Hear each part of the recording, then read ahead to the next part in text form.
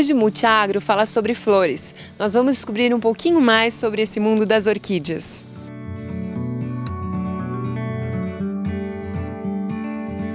A família das orquidáceas, nome científico das orquídeas, é uma das mais diversas entre as plantas.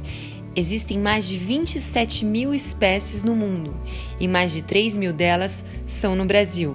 Para falar sobre o assunto, fomos até o orquidário da Universidade Estadual de Londrina. Quais as pesquisas desenvolvidas aqui no orquidário da UEL? Bem, a gente trabalha com domesticação de plantas, então das etapas, é você pegar de coleções essas orquídeas, às vezes de pessoas autorizadas, e a gente mantém essas plantas aqui. Então a gente faz o cultivo dessas plantas, que é bastante importante para você preservar esse material genético que é coletado. Então a gente mantém essas plantas aqui. Isso é uma das funções do nosso orquidário. Outra função seria a gente trabalha com melhoramento genético. Então a gente faz o cruzamento de algumas dessas espécies, para a obtenção de híbridos que têm algum potencial comercial. Também é feito pesquisas com criopreservação, que é o congelamento de sementes de orquídeas, pode ser de, às vezes, gemas dessas orquídeas, para preservar elas, assim, conservar elas por tempo indeterminado. Como a gente sabe que, às vezes, o congelamento pode matar essas plantas, cada planta tem um protocolo específico para que você consiga preservá-las de forma adequada, assim, em nitrogênio líquido.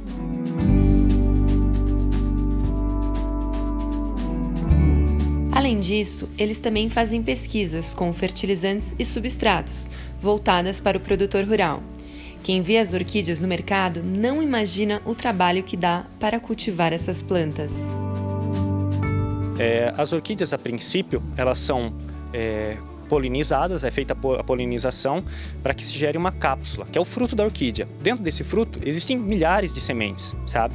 E essas sementes, se você tentar germinar elas em casa, você não vai conseguir. Então ela depende de uma germinação in vitro, porque na natureza existe uma complexidade de associações com fungos e bactérias que fazem com que a planta se desenvolva. Como a gente não tem isso disponível, é necessário fazer a realização de semeadura in vitro, que é a primeira etapa. Então você faz a esterilização dessa cápsula ou a esterilização das sementes e coloca em um vidrinho que tem um meio de cultura que a gente chama. Esse meio de cultura contém sais, os nutrientes que ela precisa, contém açúcares, contém vitaminas e as plantas crescem dentro do vidrinho, certo? Em laboratório, por até 1 ano, às vezes ou mais. Aí você vai demorar às vezes 3 meses para fazer um subcultivo, que elas crescem todas juntas, eu não tenho como mantê-las in vitro porque elas vão começar a competir. Então você novamente faz um subcultivo com outros vidros com meio de cultura para que depois elas consigam crescer. A partir que você tem as mudas grandes in vitro, você precisa aclimatizá-las, que é tirá-la do vidro. Na hora que você tira ela do vidro, ela vai sofrer um estresse. Então ela precisa de como se fosse um berçário, onde você coloca todas as mudinhas com um musgo, com um substrato bem específico, com uma luminosidade também adequada, e controle de rega, é claro, para que você consiga adaptar essa muda à condição externa. A climatização pode durar de 3 a 6 meses. Só depois é que a planta é transferida para um vaso onde irá crescer por pelo menos mais 3 anos. Mas se a semeadura in vitro não for feita de maneira correta, fungos e bactérias podem se desenvolver no meio da cultura. Como os fungos se desenvolvem mais rápido do que as plantas, eles acabam matando as orquídeas. Muitas dessas plantas, às vezes nativas, elas não têm um potencial ornamental, porque às vezes a flor dura pouco, sabe? Às vezes a flor não tem tamanho.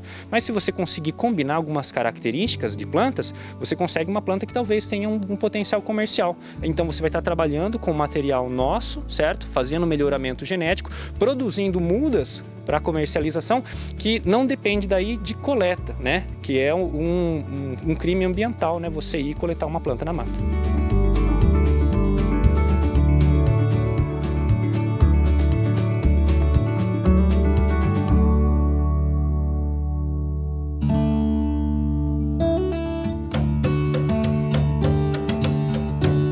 O preço de uma orquídea varia principalmente de acordo com a espécie. O valor pode ir de 20 até mais de R$200. A clateia, uma das mais procuradas, custa entre R$30 e R$60.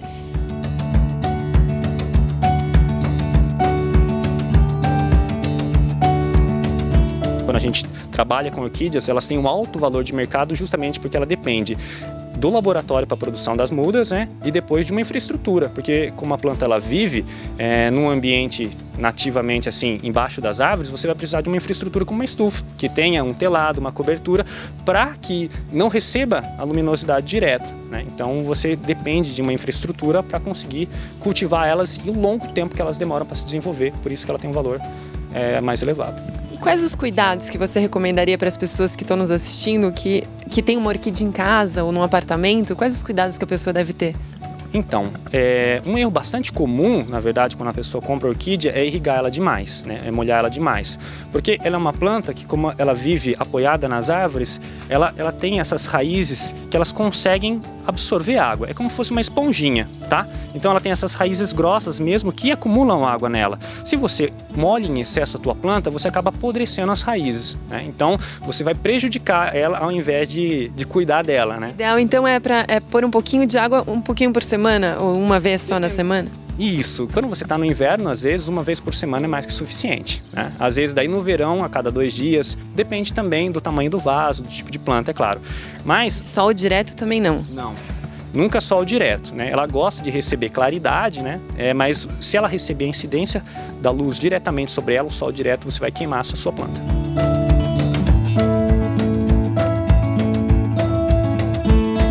No orquidário existem diversas espécies de orquídeas e o Rodrigo me mostrou algumas delas. Essa planta aqui é uma catleia, na verdade é um cruzamento, é uma Abracholélio catleia, né? Ele é chamado de pastoral inocente, né? E essas catleias, qual que é a característica dela? Ela tem esse pseudobulbo. Então ele sai um pseudobulbo e a folha bem dura, bem coriácea, e a planta ela vem como se fosse caminhando, né? Essa daqui não é muito comum a gente ver, né? Não, essa aqui é uma Schomburgia, né? Então ela dá esse cacho, né? Com várias florezinhas aqui, é bem interessante também. Mas aqui a gente tem, por exemplo, um outro gênero, que é Phalaenopsis, que é bem comum de mercado, né? Essa a gente vê super nos mercados mesmo. Exato. E dá pra gente observar que o crescimento dela é diferente. Diferente dessa, que os pseudobulbos, as folhas são em cima dos pseudobulbos, a planta ela vai crescendo como se fosse para cima, vai lançando novas folhas, certo? Igualmente as vandas, né? Então as vandas, o crescimento dela, ele vai crescendo, as folhas vão saindo do topo e ela vai esticando, né? Conforme vai ficando mais velha. Essa aqui é super comum, eu adoro essa eu tenho na minha casa, sim, muito linda mesmo. São as Phalaenopsis, né? Então é uma orquídea, não é, né, uma orquídea nativa, é uma orquídea asiática e é bem comum mesmo. Eu tô vendo as amarelinhas também aqui, né? Essa também é bem comum de mercado, isso aqui é um Oncidium, né? O Oncidium, ele já tem um pseudobulbo na base, as folhas são mais molinhas e ele dá essa haste, né, com várias florezinhas, né, que é bem interessante também. E essa aqui, como é que ela chama? Essa aí, ela é uma catleia, né? É um híbrido de catleia, ele é bem bonito também, né? E assim, você vê, essas aqui são catleias, são todas catleias, né? São cruzamentos de catleias, às vezes de gêneros diferentes, que dão essa variedade de cores. Gente, olha a cor dessa daqui. Nossa, é incrível mesmo. É colorida, né? Da vida, muito linda. Sim, sem dúvida. E muitas também têm um perfume muito agradável, né? Uma coisa bastante interessante é que a gente não tem, assim, às vezes só orquídeas grandes, mas também a gente tem micro-orquídeas, né? Que são essas orquídeas menorzinhas. Essa daqui, por exemplo, é uma micro-orquídea. Olha aqui. Às sextas-feiras, o Orquidário da UEL é aberto para visitação. O público pode conhecer e comprar mudas de plantas. Todo o dinheiro das vendas é utilizado para a manutenção do local.